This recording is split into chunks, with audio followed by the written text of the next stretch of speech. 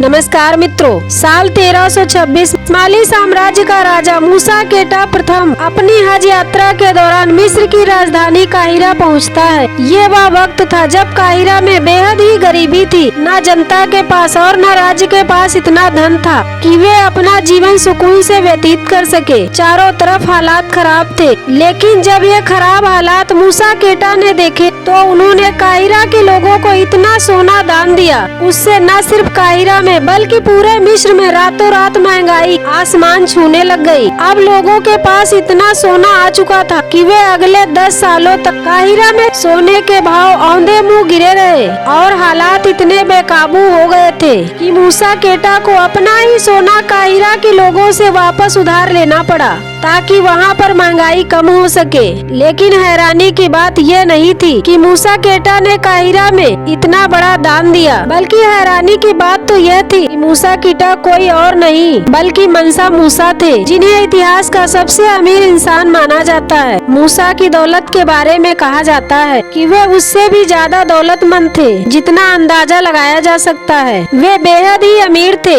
लेकिन ऐसा भी नहीं है कि मंसा मूसा इतिहास में सिर्फ अपनी अमीरी के कारण जाने जाते हैं, बल्कि इतिहास में उनके कई ऐसे किस्से कहानियाँ हैं जो मूसा को इतिहास में सबसे अलग बनाती हैं। कौन थे मूसा केटा प्रथम? तो आइए मित्रों जानते हैं इनके बारे में। साल 1280 में पश्चिमी अफ्रीका के देश माली में मूसा केटा का जन्म होता है। माली में मंसा का मतलब होता है बादशाह, इसीलिए राजा बनने के बाद मूसा केटा को मंसा मूसा कहा जाने लगा। मंसा मूसा से शुरुआती जीवन से जुड़े इतने प्रमाण तो नहीं मिलते हैं, लेकिन कुछ कहानियों के मुताबिक मंसा मूसा माली के साहिरात घराने का हिस्सा थे और माली का राजपाट उन्हें विरासत में मिला था। लेकिन वहीं पर दूसरी तरफ इतिहास में इसकी एक दूसरी और ज्यादा विश्वसनीय कहानी भी है। कहते हैं कि मंसा मूसा माली के 9वें सुल्तान बकरी केटा सेकंड के दरबार में मंत्री थे। अबू बकरी एक महत्वाकांक्षी और जिज्ञासु राजा थे। वे अपने राज्य को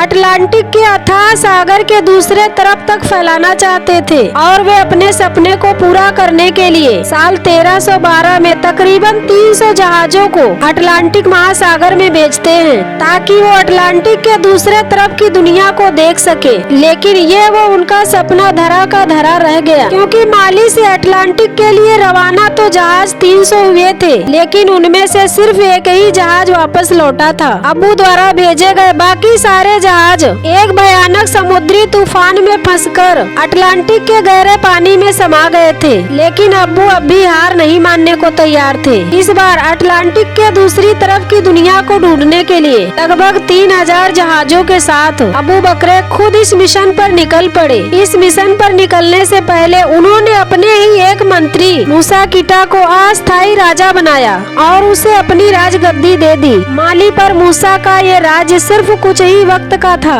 और फिर वक्त बदला, मौसम बदला, साल बदला और माली का राजा नहीं बदला। मंसा मूसा के राजा बनने के बाद अबू बकरे कभी वापस नहीं लौटे। कुछ लोगों ने कहा कि वो अटलांटिक के दूसरी तरफ बस गए हैं, कुछ लोगों ने कहा कि वो अटलांटिक की गहराइयों में समा गए हैं। हकीकत में अब माली के राजा मंसा मूसा थे, लेकिन जो भी हो, माली के राजा बनते ही माली की किस्मत बदल गई। हालांकि मूसा से पहले अबू बकरे के राज्य माली काफी शक्तिशाली और अमीर था, लेकिन मूसा इसे नई ऊंचाइयों पर ले गए। उस वक्त माली के आय के मुख्य तौर पर 4 जरिया थे।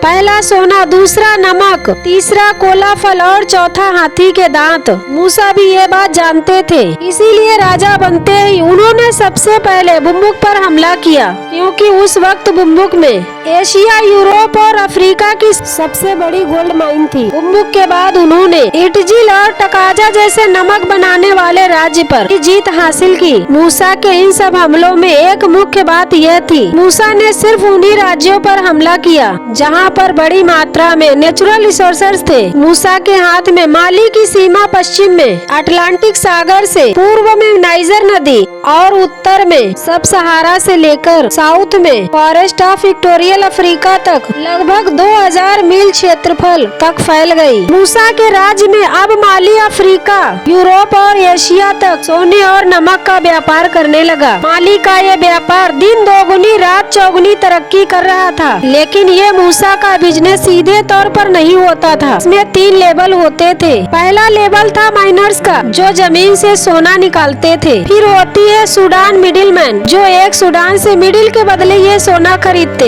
और फिर होते हैं ट्रेडर्स, जो ये मिडिल माइन से सोना खरीदकर आगे जाकर पूरी दुनिया में व्यापार करते थे। मूसा हमेशा इस बात का ध्यान रखते थे कि उनके इन गोल्ड माइन के बारे में दुश्मनों को पता न चले, इसीलिए उनका ये व्यापार बेहद ही गुप्त तरीके से होता था, जिसके बारे में बहुत ही कम लोगों को पता होता था। लेकिन फिर भी यह व्यापार मूसा सीधे कंट्रोल नहीं करते थे, बल्कि वे सिर्फ टैक्स लगाते थे। और टैक्स इतना ज्यादा होता था कि माली की पूरी अर्थव्यवस्था सिर्फ इसी टैक्स के दम पर चलती थी, और सिर्फ इसी टैक्स के दम पर माली अमीर था। माली अमीर भी बना, लेकिन सिर्फ अमीर होना किसी देश की सुरक्षा की गारंटी नहीं देता, इसीलिए वहाँ के राजा का भी कुशल होना जरूरी होता है। माली साम्राज्य की जनसंख्या मुस्लिम थी और मनसा मूसा भी खुद एक मुस्लिम थे, इसीलिए माली की जनता को मूसा से कोई समस्या नहीं थी। लेकिन एक बार बुम्बुक के लोगों ने मूसा के खिलाफ विद्रोह कर दिया, क्योंकि उन्हें लगा कि मूसा एक मुस्लिम है, इसीलिए वो उनके धर्म को दबाने के लिए कोशिश कर रहे थे। मूसा विद्रोह भड़कते ही अपने एक विशाल सेना के साथ बुम्बुक पहुंचते हैं और विद्रोह को दबा देते हैं। लेकिन वहां पर वे बुम्बुक के लोगों को कोई सजा नहीं देते हैं, बल्कि एक अच्छे राजा की तरह वे उनकी बात ध्यान से सुनते हैं। यही बात मूसा में अलग और खास बनाती थी। एक मुस्लिम राज्य होने के बावजूद मुसलमान अपने राज्य में कुरान के नियम कायदे कानून लागू नहीं किए थे। इनके जनता के पास उनके धर्म के पालन की पूरी आजादी थी, और यही कारण था मूसा के राज्य में माली को कभी गृह युद्ध का सामना नहीं करना पड़ा। और दूसरी तरफ माली के पड़ोसी देश भी मुस्लिम थे, इसीलिए उन्हें वहाँ से भी हमले का कोई खतरा नहीं था। इस कारण मूसा अपना पूरा ध्यान माली की अर्थव्यवस्था पर देते थे।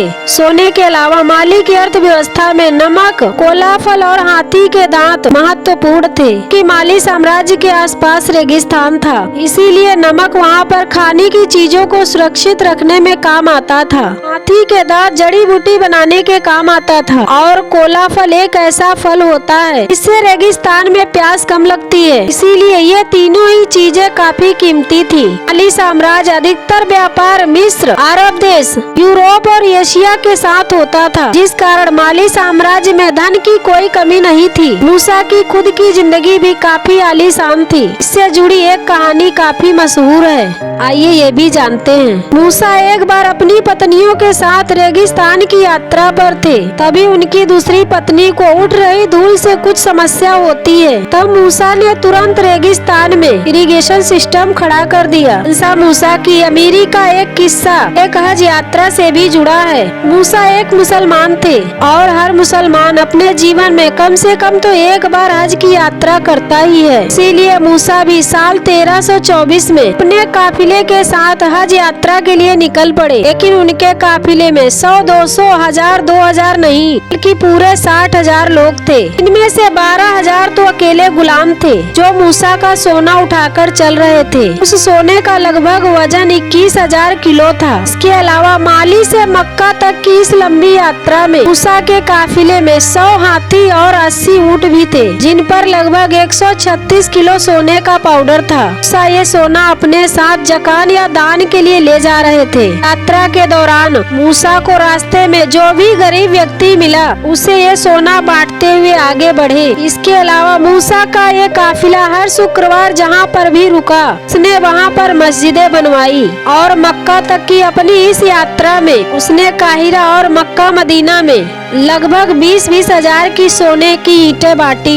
लेकिन इस ज़कात के चक्कर में मनसा मूसा ने नॉर्थ अफ्रीका और अरेबियन में इतना दान दे दिया था कि वहाँ पर रातों रात सोने की कीमतें गिर गई और महंगाई तो आसमान छूने लगी। मनसा मूसा के इस दान में हालात इतने बिगड़ गए कि मूसा जब इस यात्रा से वापस लौट रहे थे, तो उन्हें सोने की कीमतें वापस सामान्य करने के लिए उन्हें खुद अपने द्वारा दिया हुआ सोना रेगिस्तानी व्यापारियों से इंटरेस्ट पर वापस उधार लेना पड़ा। मूसा संभवतः इतिहास के पहले इंसान थे मूसा संभवतः इतिहास के पहले एक ऐसे इंसान थे जिन्होंने अकेले दम पर सोने के भाव कंट्रोल किए थे। हालांकि कुछ इतिहासकार मानते हैं कि मूसा ये दान जानबूझकर दिया था ताकि वे काहिरा में और मदीना में सोने का दाम गिराकर वहाँ के व्यापारियों को माली की तरफ आकर्षित कर सके। लेकिन ऐसा नहीं हो सकता क्योंकि मूसा काफी उदार किस्म के व्यक्ति थे। उन्होंने अपने जीवन काल में माली में कई मस्जिदें और कई बड़ी यूनिवर्सिटी भी बनवाई थी। उनके द्वारा लगभग 200 किलो की सोने की बनाई जिगरोबे मस्जिद